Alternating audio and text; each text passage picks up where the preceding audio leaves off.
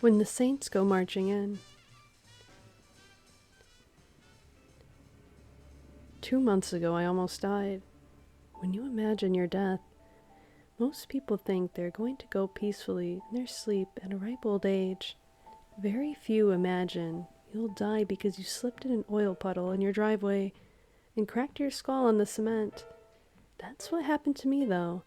My car, an aging beater I had kept for longer than any rational person would have, nearly took me out before I had a chance to sell it.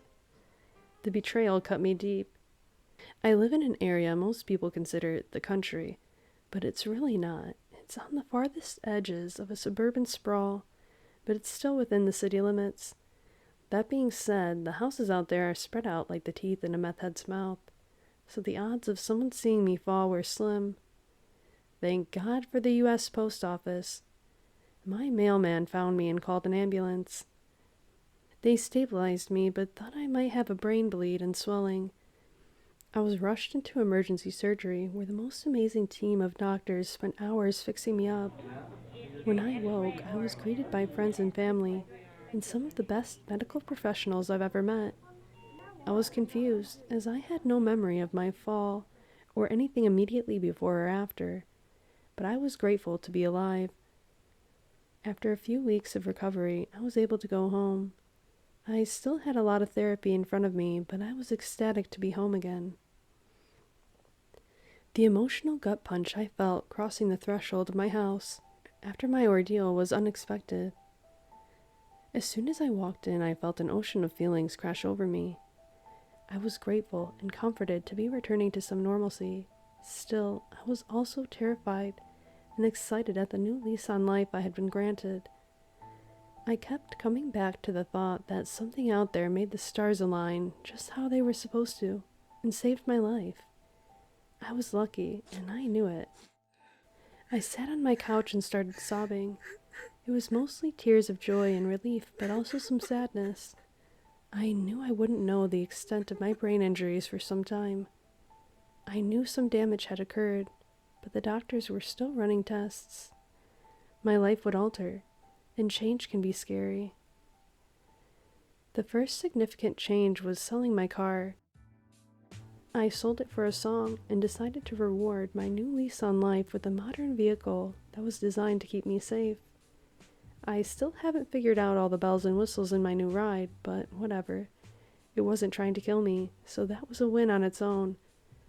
When the person buying my old car drove off, I muttered, "I'm still here, you lost, bitch." Childish, sure, but I felt I had earned my moment of victory over my would-be killer. The other big change was I decided to start my life instead of wasting time. Once you see the last stop on the line, you suddenly beg for a longer train ride. I made plans to do things I've always wanted to do, go places I've always wanted to visit, and speak with old friends again. I was going to stop making excuses to not do things and start making new memories. That's what led me to a music store. Now, I had never played an instrument and I had little sense of rhythm or timing, but I always harbored a desire to learn. My friends in high school tended to make fun of band kids, and I went along with it to a certain extent, but my heart was never into it. I secretly wanted to be there with them, but never did. But I wasn't in high school anymore. Those old friends had gone on to lucrative careers in crime and fraud. I no longer cared to or wanted to impress them. I was free to do whatever I wanted to do, and I knew what I wanted to do. I wanted to learn how to play the trumpet. I've always found the trumpet to be one of the coolest instruments. I always gravitated to bands that employed a horn section. The sound of the trumpet was the major reason. They are good in an ensemble or as a solo. Trumpets are historically significant. Gabriel played one, and they were in all kinds of wars. Miles, Lewis, and Dizzy are names we all know because of that horn. The guy at the shop had a used one that he could let me have for cheap. I was sold. I bought it and headed home to toot till I dropped. What no one tells you about the trumpet is it's so goddamn hard to play. The greats really undersell how much lung capacity you need and how difficult fingering the horn, which I know how it sounds, guys, really is. I should have known this, but I was so bound and determined to try it that I just went all in. Either way, I was going to learn if it killed me. I turned to my favorite tutor, YouTube, and watched some beginner videos. It was hard at first, but I slowly started improving. When I first started playing, it sounded like a duck was dying from emphysema. A week or so after, my playing sounded like a duck dying from a whooping cough. A touch better, but not much. I didn't care though. I had fun learning. My routine was to step out onto the back patio in the evening, stare out at the thicket of trees behind the house, and start playing. Every time I blew my first note, the birds in the trees would scatter like a predator showed up.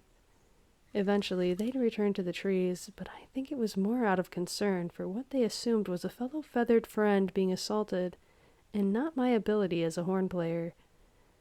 A little about the layout of my quasi-country home. Like I said, I'm on the edge of the sprawl and nature adjacent. The woods around my house aren't a sprawling forest by any means, more curb appeal than a natural preserve. Eventually, the woods give way to a field of tall grass and a wide, shallow river.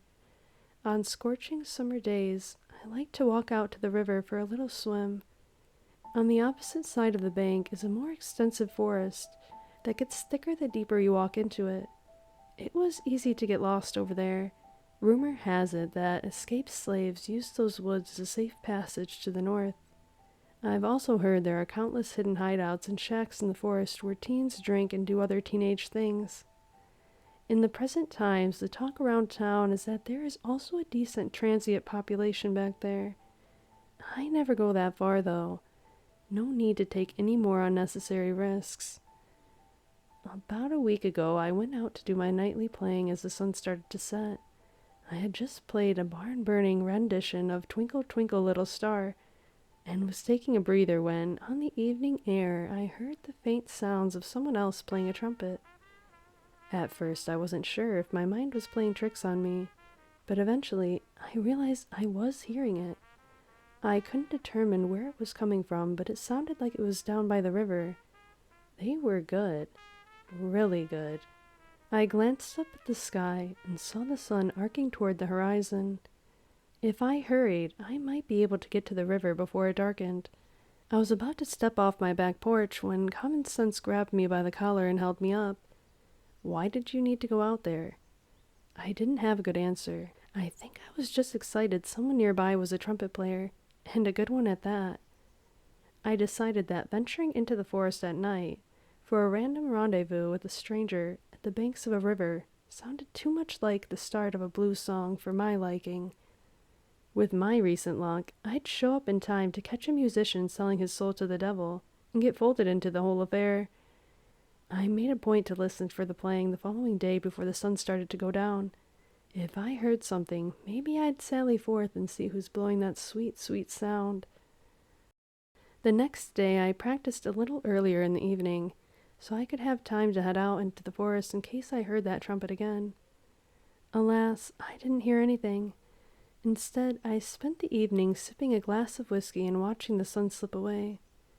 Instead of the saucy brass, I heard the hooting of nearby owls.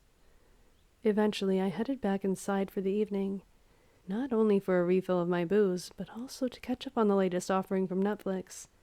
Were the series forgettable? Mostly, but they were good wind-down shows. A few episodes, a few more bouts of whiskey, and then a night of restful sleep. Sounded fantastic. That didn't happen. While I was exhausted, when I dragged myself to bed, my brain reactivated as soon as my head hit the pillow. Instead of a peaceful slumber, I started thinking about anything and everything in my life. I remembered a conversation I had 5 years ago with a girl I had to think for at work. I thought we were tiptoeing down Dating Street when I must have said something that made her detour to Friends Boulevard. Replaying the conversation over and over wasn't helping me sleep any faster. Realizing I was doomed to stay awake for a while, I got up and headed for my back porch. I thought a little cool air might help. I took a seat on my wicker chair, kicked my feet up, and closed my eyes. As I was trying to unburden my mind, I heard the faint sounds of somebody playing the trumpet off in the distance again. I opened my eyes and strained my ears in the direction of the sound. Since it was night, I could hear it a little clearer, and I discovered they were playing When the Saints Go Marching In. It was so well done, I figured this had to be a professional. But why would they be playing in the middle of the woods at night? Was there some sort of secret jazz venue deep in the woods I didn't know about? Was this sound carrying from farther than I thought possible? Was this a side effect of brain trauma, and I wasn't hearing anything? Regardless, being outside hadn't shut my brain off and made me sleepy. It energized me. I had a wild idea. What if I started playing too? If I could hear them, they could hear me. They may not enjoy my playing as much as I did theirs, but it was worth a shot. I grabbed my horn and started into my version of Twinkle Twinkle Little Star. After I bleated a few notes, I paused and listened. There was nothing at first, and I thought they may have been more offended by my playing. But then, blowing like a stiff breeze, I heard someone playing the song back to me. I laughed and smiled. It had worked. I played the next line and waited. Again, this unknown trumpeter played the following line.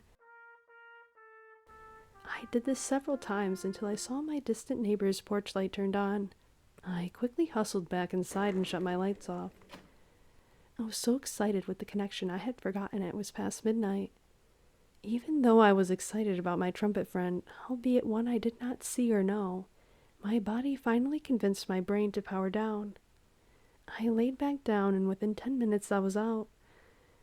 I slept so soundly that night, unaware that it would be one of my last nights of good sleep. The next morning, I woke up and made a cup of coffee. I headed out onto my porch to refill my bird feeders and was surprised to see a note under a rock just outside my door. I looked around but didn't see anyone. I shrugged and picked up the note. It read, "You need to work on your breath support," in scraggly handwriting. It had to be from the person I was playing with the previous night.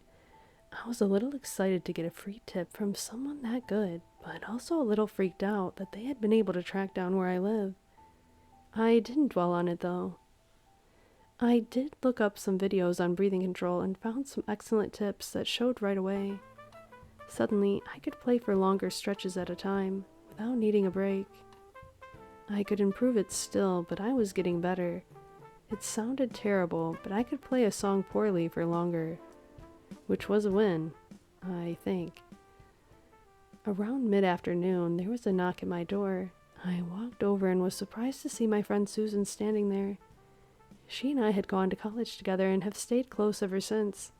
She was one of the first people to greet me when I woke up from my head injury. We hugged and I welcomed her in. We laughed and had a few drinks and reminisced about old times. We were both getting hungry, so I ordered food from my local Indian spot. And we had an amazing meal. During samosas, I surprised her by bringing out my trumpet. She laughed. "What in the world? I've always wanted to learn how to play, and now I am. Are you any good?" I answered with a quick attempt at my new favorite jam, Twinkle Twinkle Little Star. Susan was polite and listened until I finished. Once I was done, she nodded. "That was bad," I said for her, so she wouldn't have to. She laughed. "Well, you're still learning, right? It's not as easy as it looks." "God, no. I give you credit for even trying." Just then, through the open window, I heard the trumpet from the woods. They were playing When the Saints Go Marching In again. Susan caught my look of excitement and screwed her face up in confusion. "It wasn't that nice of a compliment." She laughed. "Don't you hear it?" "Hear what?" "The trumpet in the distance." "What are you talking about?" "You don't hear it? They're playing When the Saints Go Marching In," I said. "Listen close. I think they're down by the river." "Why are they down there?" "I don't have a clue," I said. "But can you hear it?" I don't." "It's faint, but it's there," I said, cocking my ear towards the window. "Maybe you're developing an ear for the trumpet," she said with a shrug. "We played together last night," I said, before adding, "Well, kinda." "You met this person?" "Not really," I said. "They were in the woods, and I was on the back porch. We played Twinkle together, line by line." "Twinkle?" she said with a look. That's what you're going with? In the jazz game, you've got to shorten things down to the basics, baby. Oh my God, she said, while rolling her eyes so hard the Earth's axis moved an inch. They left a note on my back porch this morning, I added. Her face changed suddenly. What? They told me to work on my breathing. It was good advice. They know where you live? I guess they figured it out, I said. There are only so many houses out here. Probably just guessed. Do you have security cameras? I don't. Do you think I should be worried? I would be, she said. But we were just jamming. They came to your house without you knowing. That's not jamming, that's stalking. I had to admit she had a point, but even still I wasn't overly concerned. There hadn't been anything sinister about the encounter. I mean, what stalker gives you helpful hints on your new hobby? But the look on Susan's face wasn't likely to change if I went down that path. Instead, I nodded. Maybe I should pick up some cameras or something. I think that would be wise, she said. Now let's hear another tune. You sure about that? I wouldn't have asked if I didn't want to hear. I nodded and played another song, poorly. We laughed and had a few more drinks and samosas, and left on great terms. She never heard the distant music playing outside. As I watched her drive away, I looked out towards the woods. I prayed to hear the familiar tooting of the horn player, but nothing came to me. I shrugged, walked back inside, and called it a day. I double-checked my locks just in case.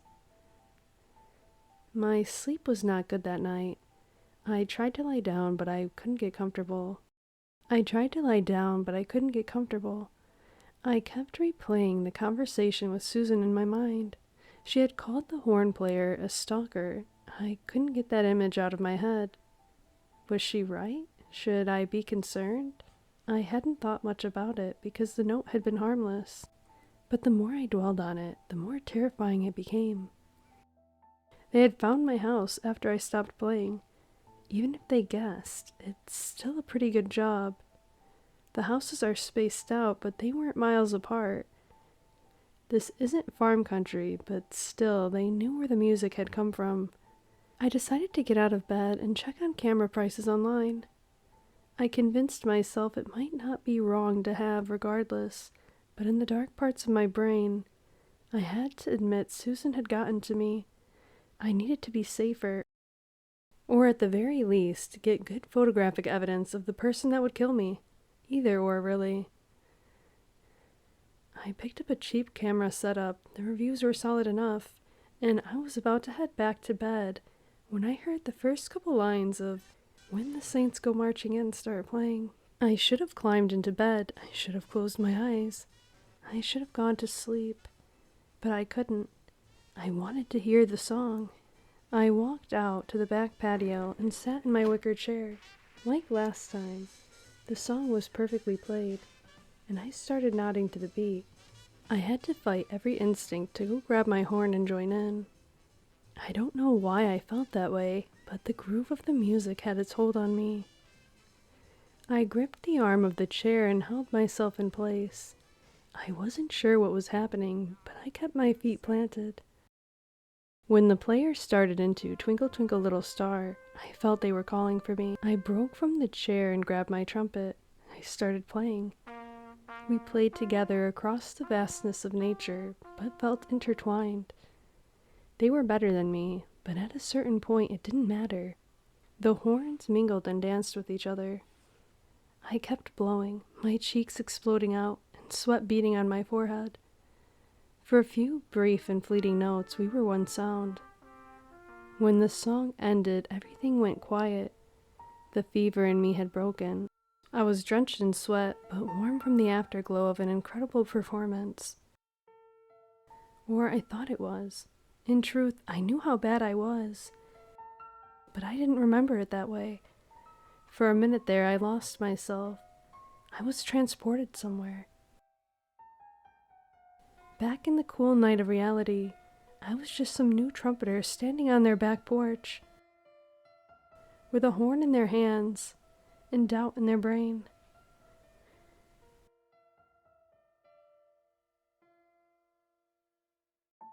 I walked back inside and locked the door behind me. I placed the trumpet on my table inside. My body felt suddenly exhausted. I had to grab the table to keep myself from falling. My knees were weak. I decided to head to bed and hoped sleep would make me feel better. I can't remember the specifics, but I know I was being chased by something. I was scared, as the basic idea of being chased was not comforting, but there was also a calm with the chase, like I was both predator and prey. I tossed and turned all night, and when I woke up, I saw that I had managed to jettison all my pillows and blankets off the bed. I stumbled out of my room, still tired but moving, and suddenly stopped cold in my tracks. There was a note propped against my trumpet. I glanced around, but I didn't see anything out of place. The door was closed and, weirdly, still locked. I didn't understand anything. I walked up to the note and picked it up. In the same scribbles as before, they had written, "You need to work on your posture when you play." I dropped the note, grabbed my keys, and ran to my car. Before I could drive away as fast as my modern but modest hatchback could take me, I slowed my gallop to a walk and then stopped altogether. A thought came to me at that moment. Was there another horn player at all? Or was this a manifestation of brain trauma? Was I hearing music that wasn't playing? Was I the one writing the notes? I had several days of fitful sleep. Was it possible I had gotten up and done these things in my sleep? Was I sleepwalking and sleep writing? Sleep playing? Was the other horn player just what I thought I could be if I kept at it? What if I was just making it all up? This fringe idea slowly gained traction in my brain until it became my dominant, mainstream thought. It did make sense. Susan couldn't hear the other trumpeter even when it was clear as day. The door to the back was still locked this morning, indicating no one had come through the door. Now that I thought about it, the handwriting looked a little like it would if I wrote a note with my left hand. I didn't go driving off in a panic. Instead, I turned around and went back inside the house. I had a cup of warm coffee still waiting for me. I determined then and there that if I heard the trumpet today, I would venture out to the river to get a closer listen and call out to the unnamed player. If it was all in my mind, the lack of a response would clear it up. Then I'd have to go check in with the doctor to talk about my delusions. I mean, I probably shouldn't be operating heavy machinery or anything like that if my mind was going kablooey.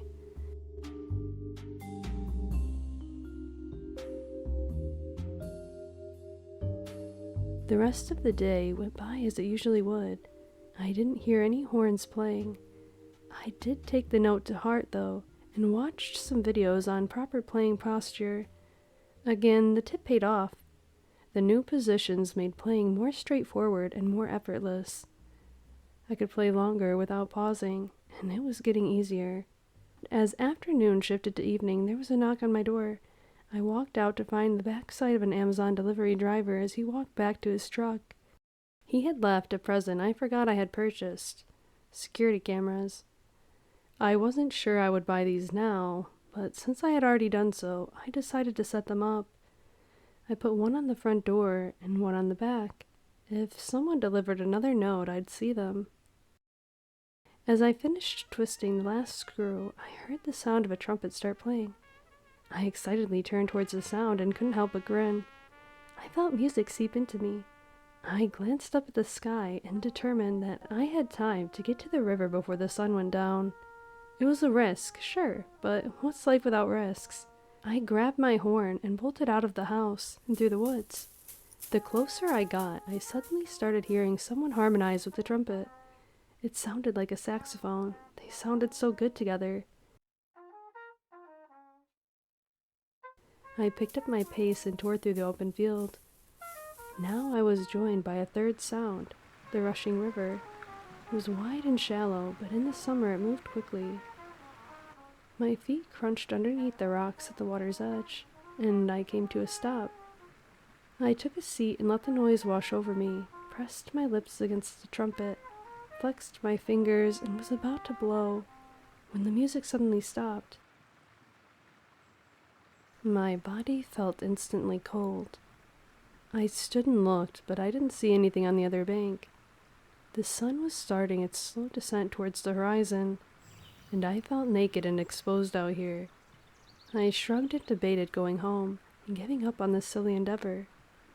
But then I grabbed my horn and I thought I'd throw a Hail Mary. I blew the first opening lines of Twinkle and hoped someone would respond. The notes echoed through the woods, but no music came back. "I'm here," I yelled. "You ready?" Silence. I hung my head and turned to leave. As I moved into the tall grass, I heard a noise from across the river. It was a steady drumbeat. I stopped and turned back towards the water. The drumbeat picked up in intensity and was soon joined by the sax. I didn't know the song, and it sounded like they were just jamming, but then I heard the trumpet come in. And sure enough, the noise rounded into "When the Saints Come Marching In." I smiled. The sun dropped out of sight, but the music was lighting up the sky. I pressed the horn to my lips and started playing. I didn't know the song, but I felt the beat in my soul. I wasn't sure if I was improving or ruining it, but no one seemed to care. I honestly don't know how long I played for, but the stars were overhead when the trumpet finally came off my lips. I was exhausted and gasping air back into my lungs. My body was vibrating, and I felt like I could collapse. "Who are you?" I yelled out. No one responded. It was worth a shot. I turned and headed back to the house. Confused, didn't begin to cover it, but I was happy. That night, I woke up when my phone started pinging. Through my sleep-crusted and bleary eyes, I stared at my phone screen and saw that my security cameras had detected movement at my back door. I shot up and clicked on the feed. I could see my back patio, but there wasn't anybody there. I started to think that maybe a raccoon or something had dashed across the camera's field of view when I noticed another note on the wicker chair. I jumped up and ran out of the house to the back patio. I stepped outside and didn't hear anything but the sounds of the woods at night. I plucked the note from the chair and looked at the same scraggly handwriting as before. It read, "You want to jam some more? You gotta learn how to move them fingers right. They're too stiff." I nodded to nobody in particular and said to the wind, "I'll get better." I felt motivated to train. I went back inside with a purpose. I was going to learn proper finger technique. I was going to learn to play "When the Saints Go Marching In," so I'd be ready the next time we jammed. I put down my horn and pulled out my phone to find a video. When I saw that I had a video capture from my camera, 2 of them actually, I clicked on the first video and was greeted with my back patio before I walked out. Suddenly, the camera flickers and the note appears on the chair before the screen cuts to black. The second video was from a minute after I came back inside. Again, it was my back patio, and again, the camera glitched out. Then it zoomed in on something in the bushes just outside my patio and snapped back to the typical wide shot before cutting to black. I clicked the second video again because something was off about it. You saw the door close as I walked in, the glitch, and then the zoom. I paused it and nearly dropped my phone on the ground. In the bushes was a set of eyes staring up at me. The branches obscured most of the face, but those eyes shined like saucers in the porch light. Once I saw them, I couldn't unsee them. I felt a chill go up my spine. This was all wrong. All of this was really wrong. My whole idea of my own mind manifesting this stuff was dead wrong. Someone was out there. Someone had found my house, had gotten into my home, had seen me sleeping, watched, waited, and decided to leave. I shivered. I didn't know what to do. I had downplayed the events, but now I was petrified. This was proof that it wasn't my mind making shit up. There were people out in the woods, and they were watching me. I thought about my decision to walk to the river and shuddered. Nothing had happened, but it could have. I needed to start thinking with a rational head. But whenever I heard the music or held my trumpet, that part of my brain seemed to shut off. Suddenly, the most important thing was laying down some sound. Just playing with them transported me, you know? It was an out-of-body experience and felt amazing. It's why I kept putting myself in dangerous situations, to get that feeling again. Rationally, it made no sense. Worse, I was aware it didn't make sense. But we aren't rational creatures, we're dumb apes. And if we find something in our brain that makes us feel good, we're not going to stop smashing that button until we die. Until we die. The clarity came to me in that moment. I didn't understand what was happening, but I knew it stemmed from the trumpet. I had lived here for years, but I had never heard any music from those woods before. And why had the cleric been so willing to let this go for so cheap? A million different questions pointed towards one obvious decision. I knew what I had to do. I had to toss out my horn.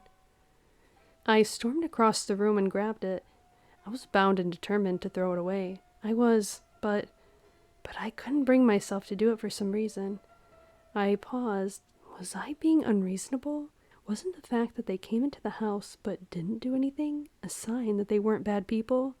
Hadn't they only given me tips on how to become a better player? Was it unorthodox? Sure. But was it evil? I didn't think so.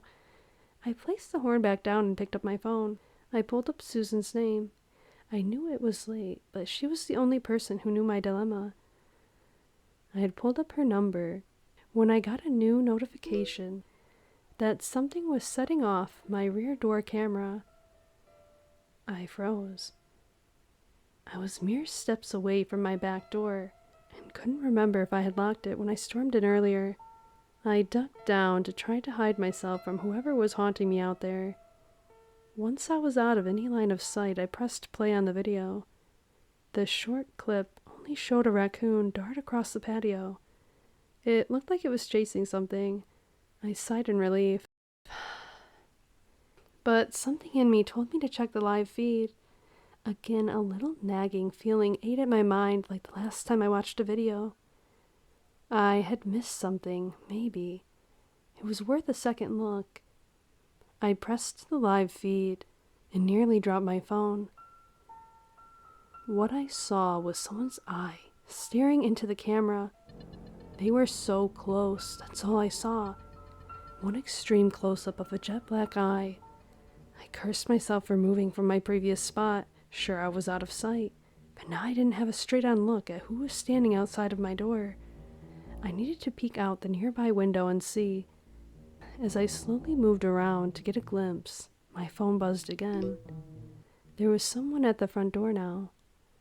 I clicked on the video and was greeted with another black eye staring back at me. I wasn't sure if this was the same person or someone else. I was starting to panic. I brought up my phone and dialed 911. Hello, 911, what's the emergency? I opened my mouth to speak, but stopped. I heard a drum beat start playing from just outside my door, near the back patio. The hi-hat was setting a steady beat. They were waiting for a horn player to join in. Hello, is anyone there? I started. The music enthralled me. I flexed my fingers and wondered why they weren't already on my trumpet. I licked my lips and could feel the cool brass valve against them, like some sort of phantom limb. Are you okay? Do you want me to send over a cruiser? From the front door, I heard the sax start playing. They were warming up, but damn, if they didn't sound hot already. I fought an urge to start snapping my fingers to the beat. I'm going to send someone over. If you're there, please respond. A note was pushed under my door.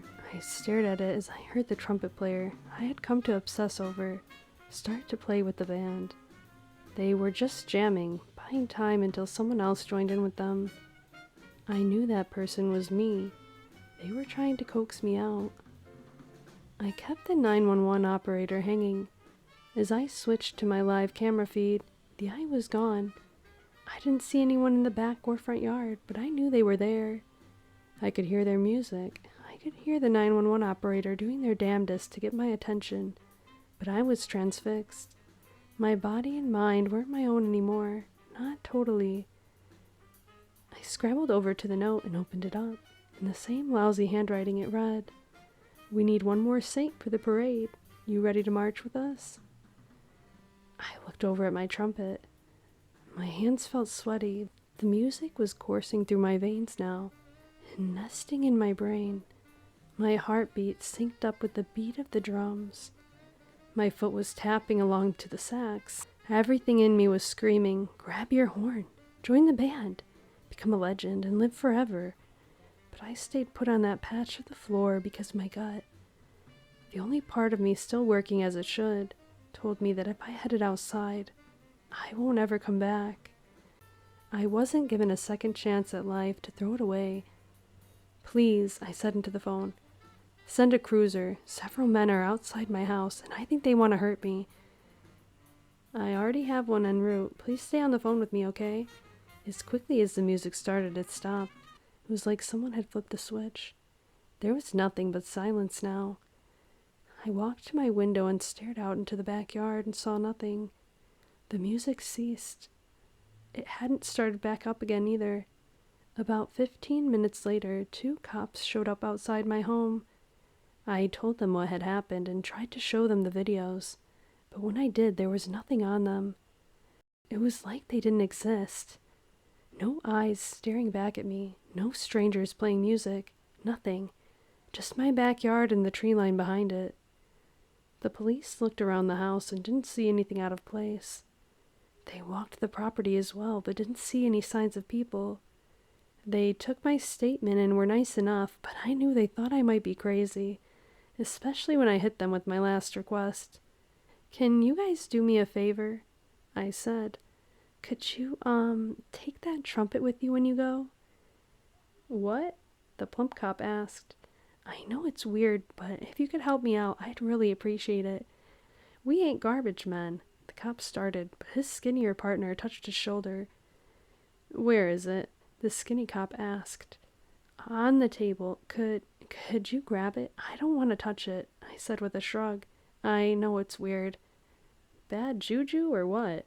the plump cop asked. "Something like that." The skinny cop grabbed it and nodded at me. "Thank you," I said. "I mean it." "Sure thing," he said, as they walked out of my house. I watched them leave and felt relief wrap me up like a blanket. I didn't hear any music or anything. In fact, I felt a shift within me too, a sense of normalcy returning. It was like whatever had burrowed into me had swiftly been dug out. I felt like me again. I also felt tired. I climbed back into bed and drifted off to sleep.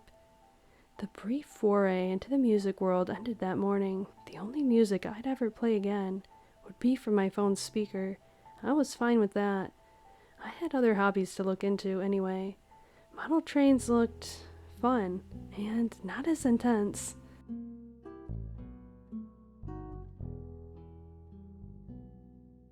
"Hey, Dizzy Gillespie, what are you gonna do with that horn?"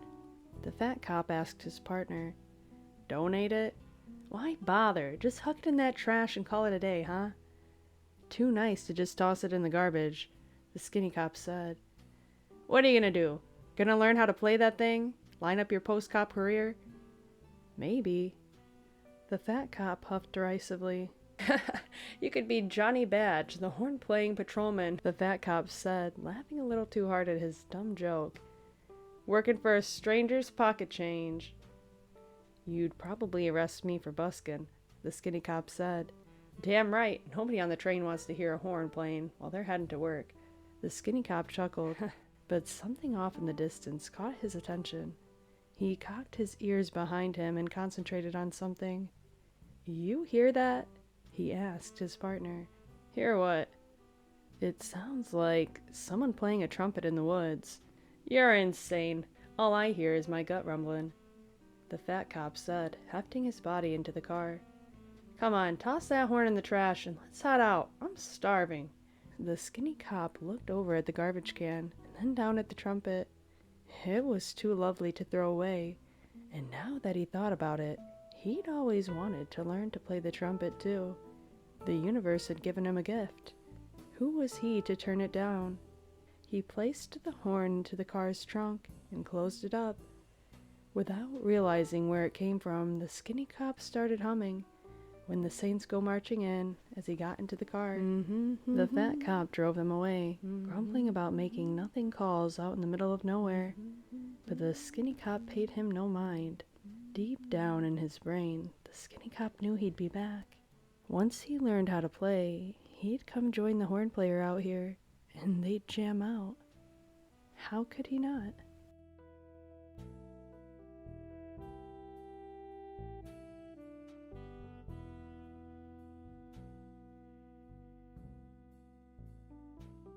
Hey everyone, this is Mad of Imagine the Horror. I just want to say thank you for listening.